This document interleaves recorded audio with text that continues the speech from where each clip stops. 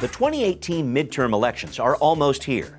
How do you plan to vote on the many initiatives and candidates on your November ballot? Healthcare is a right. He'll fight to protect our jobs. From contentious congressional races to controversial statewide initiatives and a city education measure, campaigns are spending millions of dollars in the home stretch to gain your attention. So what do you need to know before you cast your vote? It's fascinating to see how differently they campaign. If we vote for this, it will be the first in the nation. Our panel of journalists weighs in. Trends when it comes to initiatives, they tend to narrow when they get closer to election. It's such a hard request of the voter. Insights from the campaign trail and why your vote matters. Next on City Inside Out.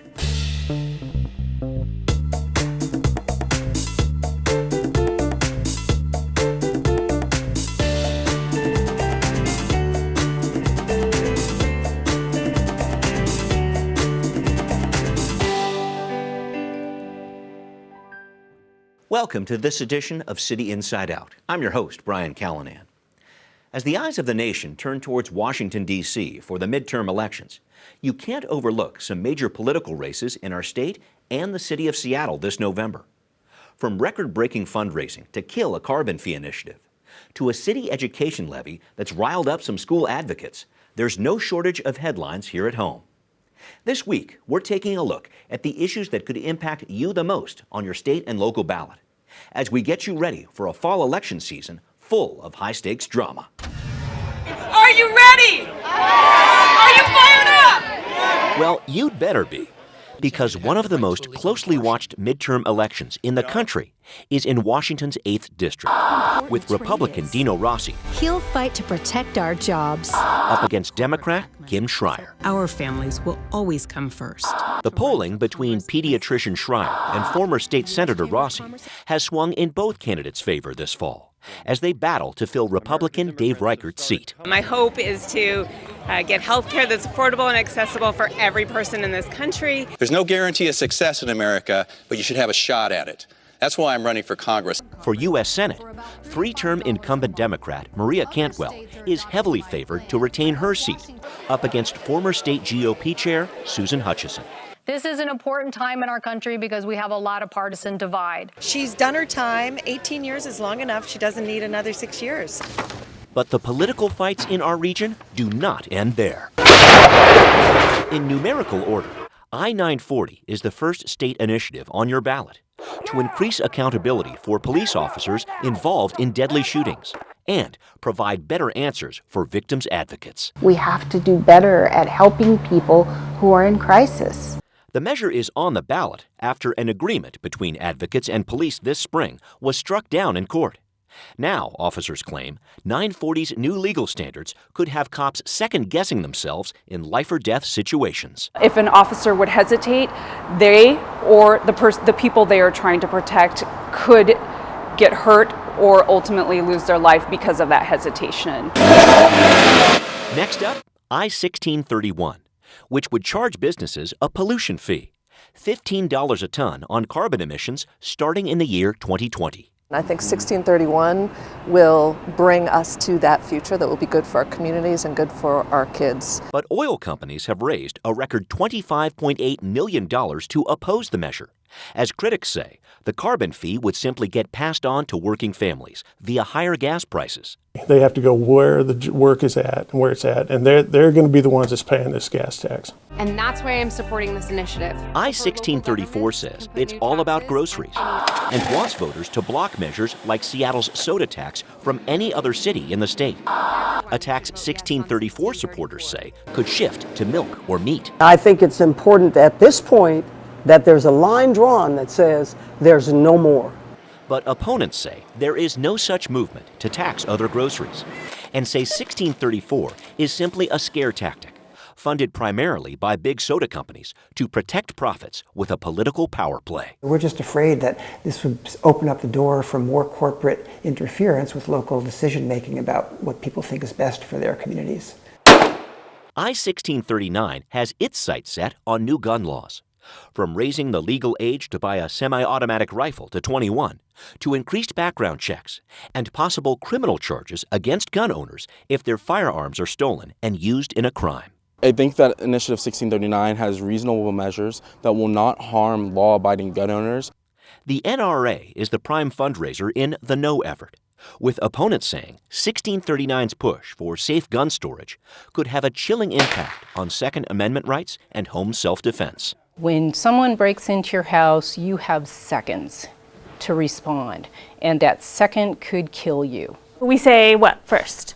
From concerns over school safety to school funding, Seattle's Families and Education Levy is now the Families, Education, Preschool, and Promise Levy. The 7-year property tax measure more than doubles the city's investment in our schools, adding in expanded free preschool and 2 years free community college tuition for Seattle Public School graduates. We cannot afford to not invest in our kids right now because it's going to cost us more in the long term if we do not invest in our kids. Opponents worry the levy's price tag, the largest ever proposed city investment in our schools at $638 million, could make Seattle even more unaffordable and could jeopardize 2 critical school district levies for new facilities and operation costs on the ballot next February. The size and the scope and the timing of the city's levy really does put the school district's levies at risk. The big risk overall could be voters tuning out from local races as U.S. Senate and congressional races dominate the political discussion. But control of the state House and Senate are also in your hands in this important midterm election. And joining us to discuss these issues a little bit further, we have David Kroman, city reporter for Crosscut. David, good to have you once again. Thanks for having me. And also we have Brandi Kruse, special projects correspondent for Q13 News. Brandi, good to see you. Good to be here. And here we go with Joel Connelly, the lovely and talented Joel Connelly, reporter and columnist for the Seattle PI. Joel, good to see you again. Thank you. And finally, Amy Radil, who covers politics, courts, and Metro News for KUOW. Amy, good to have you too. Thanks. Here we go. I want to start with the race for U.S. Congress in Washington's 8th District. Dino Rossi, the Republican, Kim Schreier, the Democrat. A very contested seat, a lot of money in this race, but a Democrat has never taken the 8th. David, you've reported on this, saw the debate between the candidates. Your observations so far? As a district that has always voted for the Democratic presidential nominee, but always sent a Republican congressman to Washington, D.C., it seems like both sides are trying to portray the other as the kind of most radical versions of themselves to turn off voters. So you hear Kim Schreier talking about how Dino Rossi is a Trump delegate, and during the debate we heard Dino Rossi call Kim Schreier a member of the resistance. So it seems like both are sort of competing in a way for this center space. Yeah, I've definitely seen that in what they've been talking about. And Brandi, I know you've been on the campaign trail on this race and even talked to Dave Reichert, who's stepping down in this seat. How do you see this shaping up? Well, I think it's an interesting district when you look at where it spans and the parts. It's a huge odd-shaped district, but I got a chance to go with Dino Rossi as he was campaigning out in the eastern part of the district, so Ellensburg, and then I went with Kim Schreier closer to home in Auburn. It's fascinating to see how differently they campaign based on where they are, and something that we don't see a lot of here is we're sort of shielded from what people are concerned with and what they're like in eastern Washington. I mean, they have much different concerns than someone in, say, Auburn. I mean, some of them are the same. They're worried about health care. But you have someone like Kim Schreier, and I do wonder how she can relate to farmers. And I asked her the other day on the campaign trail if that was a learning curve for her, and she said yes, that she'd tried to spend some time out with orchardists, seeing what they're interested in, but that she admitted that it's going to be hard for her to relate to folks out there. Dino Rossi, I think he does a better job relating to both sides because he's run political campaigns before, and he's just more polished. He knows how to do it more.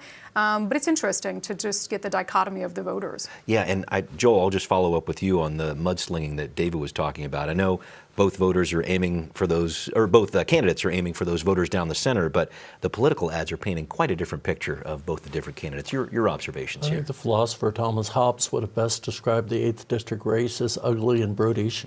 It is also demeaning. It is also dead even. Dino Rossi's stump speech has hardly changed except for the anecdote about his daughter since he ran for governor for the first time in 2004.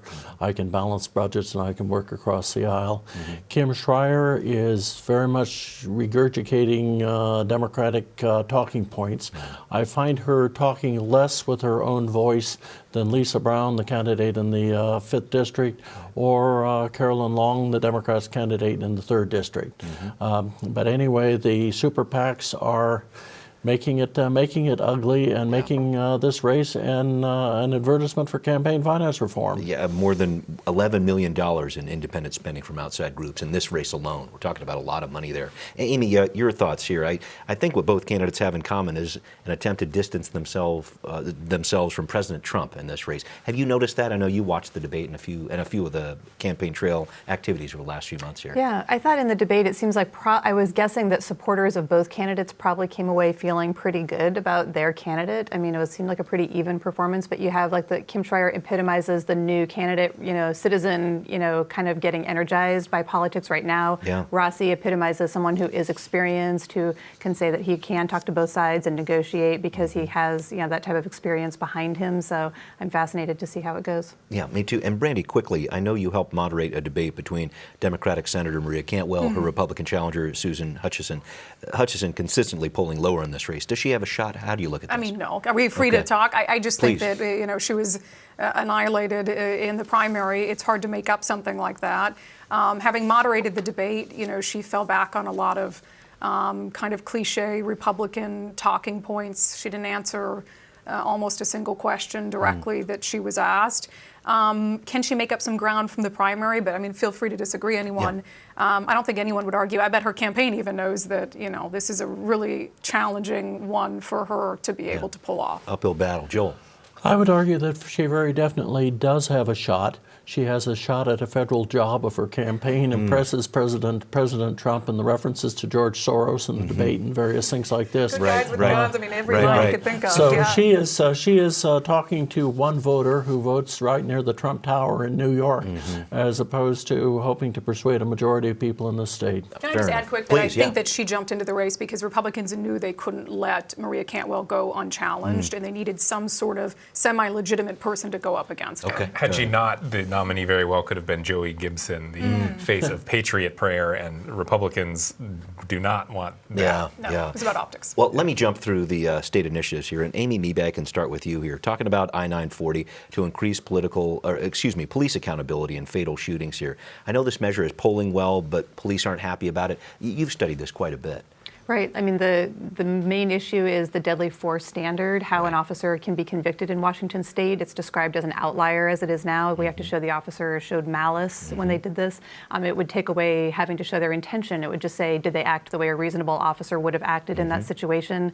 So there's been a lot of talk from victims' families and people about how policing needs to change, and that's kind of the core of it. Yeah. And I know also, I think there's been a push, at least there was when 940 was not on the ballot, or they tried to keep it off the ballot back in the springtime, that there would be some work between victims advocates, between police, after 940 passes. With that, though, we're talking about a 2/3 majority in the legislature to try to make something happen. Do you see that happening? Is that possible? It's such a hard request of the voter because they're saying, if you like the compromise, which everyone likes, vote this down and then we'll enact the compromise. But how can you have confidence, that that's really going to happen? Would some legislators say, oh, it doesn't seem as urgent, people voted it down. So it's a very convoluted request, or people should enact it and then think that the legislature is maybe going to amend it to make some provisions that it sounds like are widely supported. Yeah, especially with so many different seats up for grabs in the State House and in the Senate as well. Any other thoughts on 940 here? I think my issue with it is both sides are being disingenuous in the way that they sell it to the public. The pro-940 side is selling this as a training thing. I have been out, officers receive this type of training. They could always use more, but where is that funding going to come from? And then the other side is saying this is going to make it easier to prosecute the police. It is still, with a reasonable officer standard, incredibly difficult to prosecute a police officer. It makes it, maybe I think the way they put it is, it makes it possible, when in reality right now it's almost impossible to prosecute an officer. So both sides, it's the battle of the headlines, if you will. They're selling it, and they're being disingenuous to the public. Okay, fair enough. Joel, let's go to 1631 if we could, the carbon fee measure. A new record set with this initiative from the No camp. More than $26 million raised, mainly from big oil, as of the taping of the show in late October. That is double what the yes side raised, which is a lot of money there. What does that say to you? It says that they're running a very well-oiled campaign. Well played. With slick TV spots. Okay. But block that metaphor. Okay. But the serious point is, if we vote for this, it will be the first in the nation. Washington sometimes is the first state in the nation to do things. And they are deathly afraid of Washington setting a precedent on this. As well, the money coming in for the supporters from Michael Bloomberg and the $1.4 million from the League of Conservation Voters is with the same objective in mind, namely make Washington an example for the nation by making the polluters pay. And in this case, the polluters don't like that idea. No, and it's interesting though, David, I'm just looking at that Crosscut Elway poll that came out not too long ago that showed a lot of people did support this. Is the third time a charm? I know we've had this on the ballot in our state 2 times before in the past. Is this going to be the year? Yeah, I mean, something similar-ish failed last election, but that was sort of cleaved apart by infighting within the environmentalist community. There was a lot going on there, not a lot of buy-in from the community. This, from the environmentalist community, has a pretty you know, a very cohesive forward face on it. In our poll, it was way ahead. Trends when it comes to initiatives, they tend to narrow when they get closer to elections. So being ahead at this point isn't a guarantee. Not a guaranteed that it will win. pass. Sure. Yeah. But it's looking more positive. 50% indicates possibly a very narrow race. Okay, we'll see what happens there. Brandi, I'll go to you. Another tax measure to consider here, I-1634, the so-called Keep Groceries Affordable measure. This one's been really interesting, and I know you've reported on how regressive our state's tax system is, worst in the country. I think the big soda companies pushing this measure are really trying to capitalize on that. There's a lot more to 1634 than meets the eye, and I want people to look at it closely, but I really wonder if voters will simply say, sounds good, I don't want new taxes. Is that the line of reasoning going on? What do you think? Well, look, I think there's tax fatigue, but this is also a case where they're disingenuous in the way that they're selling it. You know, we have state laws that prohibit taxing certain groceries, but at the same time, you look at what's happening with Seattle's soda tax, where it's raising much more revenue than anticipated, and so there's questions about if it even served the purpose that they wanted it to serve, which is to stop people from drinking sugary drinks. So if it's not serving that purpose, and the only purpose it's serving is to make poor people poorer, then I have to imagine that the folks pushing this are going to seize on to that and say, you know, Seattle's tax isn't even going well. And so why should any other place have a similar tax? Right. Well, Amy, maybe I can draw you in here. It's just another big money issue. More than $20 million poured into this measure. Thank you, Joel. 99% of that money coming from Coke, Pepsi, Dr. Pepper, Red Bull. I know the Elway Crosscut poll shows this measure might be going down, but I'm just looking at all that money once again in a measure like this. What does that say to you? A lot of out-of-state money coming this time around. Right. And think of other cities. I mean, for other cities to look at Seattle, they're saying, oh, it's raising much more money than anticipated. Like, you know, how much more attractive is that to them? So I'm sure maybe that is why these big donors are saying, we need to nip this in the bud. Yeah. Joel. I wanted to say simply that for once, something that all of us have banged our foreheads on, namely getting people interested in the vast amounts of money and where it comes from. This year, finally, I'm seeing this resonate, at least among our readers, that people are interested and a little bit upset at the weight of it. Yeah, the amount of money is what you're saying? The amount of money and where it's coming from. David. And on that, the polling showed that it was going down, but Stuart Elway, who did the polling, when he spoke to voters afterwards, and when we spoke to voters even, it felt like there was a lot of confusion about what people were even answering to. So while it showed that it was going down, I'm not convinced that when people were answering, no, I won't vote for this, yes to affordable groceries measure, they really knew what they were saying. So it's a total crapshoot for me. And it's a really interesting piece because what it could do is essentially take a lot of governmental control out of these different cities that want to pass these different measures, like them or not. I think that's the chilling effect of this potentially for people out there. David, maybe I can stick with you. 1639. We have some of the strictest gun laws in the country if this passes. I know our state has a history over the last 4 years, at least, of supporting some changes to our gun laws. Does that trend continue? What do you think? I think that this will probably pass. We talked about you know, where a poll needs to be on an initiative for it to look pretty safe. This one is leading by quite a bit. It's up around 60%. And based on past trends, I think the last 2 times gun regulation has showed up on the ballots, voters have gone for it. So I don't see a lot of reason why this would not repeat itself. And Brandi, I want to make sure I bring you in here. I thought it was interesting. You ran a piece a couple months ago from two pro-gun rights voices.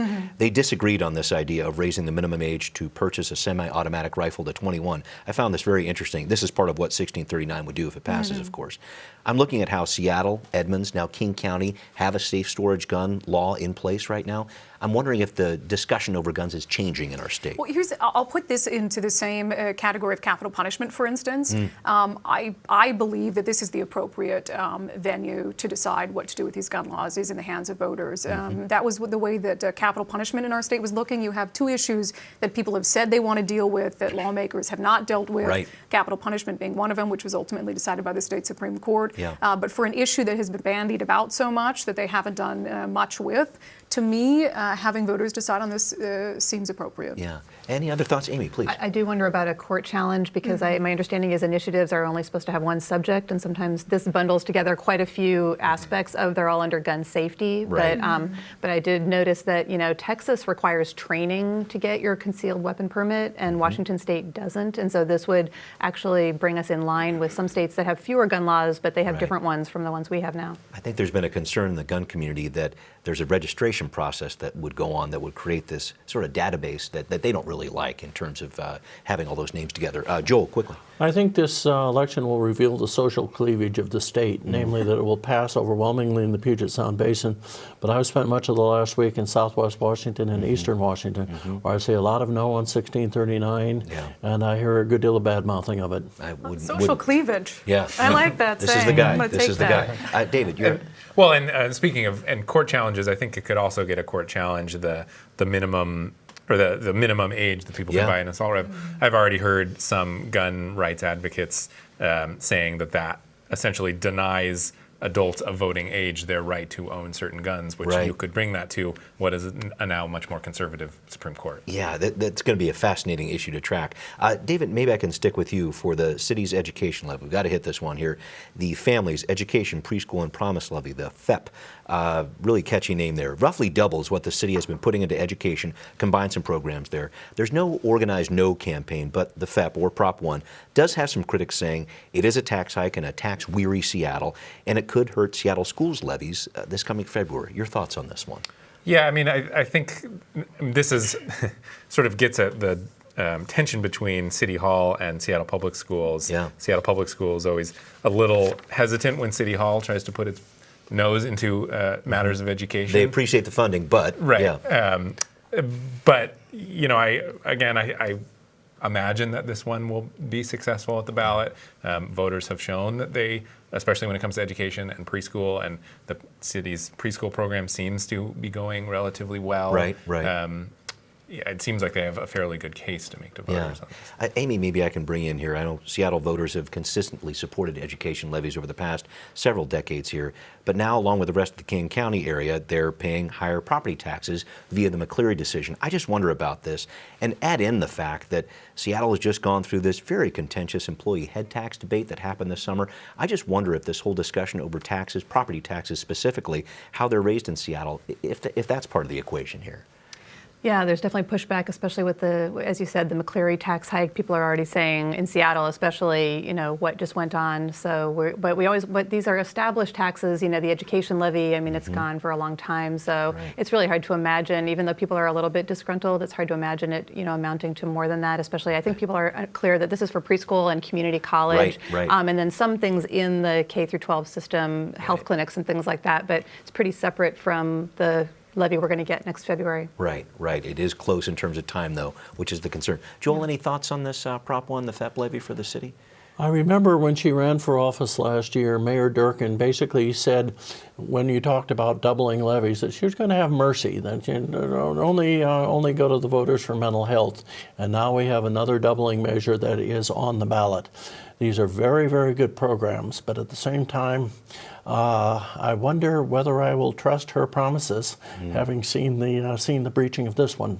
Yeah, that's a lot of money we're talking about here. We need to start wrapping up. This has been a great discussion. Thanks for going so quickly with me. I'd like to try to talk about maybe the top political issue you're working on or considering that we have not covered here.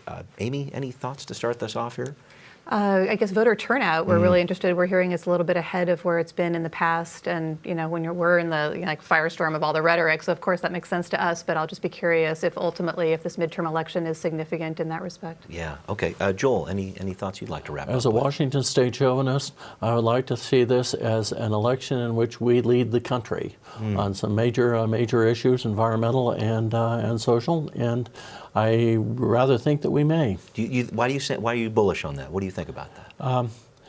Because remember, it used to be with their bottle initiatives and various things that Oregon was such a smug little commonwealth that every good thing in America starts Joel's there. on fire now, today. All right. Now I'd like to think that this has moved north of the Columbia River, and major social ideas get their initial test and endorsement from the voters here. Yeah. Okay. All right. Thanks very much, Brandi. Final thoughts. I think my here. pet project lately has been civility in politics. You know, it's something we've been focusing on a lot for the last year. I got a chance to sit down with some very wise, moderate voters about some of the things they were saying. It's nice to speak to moderates when you hear the fringes so often. Oh, and some dangerous things happening around the country right now with pipe bombs, et cetera. I mean, it's perfect time to talk about it, but it's really about sort of walking the walk. It's one thing to talk about civility in politics, but to really look at what each of us can do to be able to put it into practice, including myself. I have some uncivil days, and so I'm working on that. It's all right. All right, just let it out. Thank it's you. all Appreciate part of the that. therapy. Hey, it's happening in Seattle, too. I know is. New bike lanes up on 35th Ave Northeast. Councilmember Rob Johnson getting death threats. I mean, I don't know if Seattle Nice is still around. From small things to sometimes. big things. Yeah. There's always people being uncivil. Yeah, true. David, final thoughts here. Another issue you're looking at. Well, we'll see, and I know Emily's watching this too, we'll see what happens with the tentative agreement between the city and the police union. Yes. That has become an issue when Mayor Durkin did not anticipate it would become an issue. Right. You know, I think ultimately the city council probably will approve it. It was my hunch, but it's not going to go quietly into the night. I know. Federal judge looking at that November 1st. Of course, we got a big election day coming up very soon in November. Make sure everyone vote. Everyone thumbs up for voting. Everyone doing that? All right, here we go. Thanks very much for joining me, and we will see you next time right here. Thanks very much. I think we definitely need more gun controls. Criminals are going to have guns, no matter what laws you pass. I'm for the carbon tax because if they're not going to go green, then they should pay for it. Carbon tax is poorly written. We'd like to know what you think. Send us an email at contact@seattlechannel.org or find us on Facebook and Twitter and give us your feedback. Before we close today, it's time for our weekly CIO poll.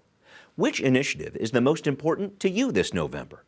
I-940, 1631, 1634, or 1639? We want to know what you think.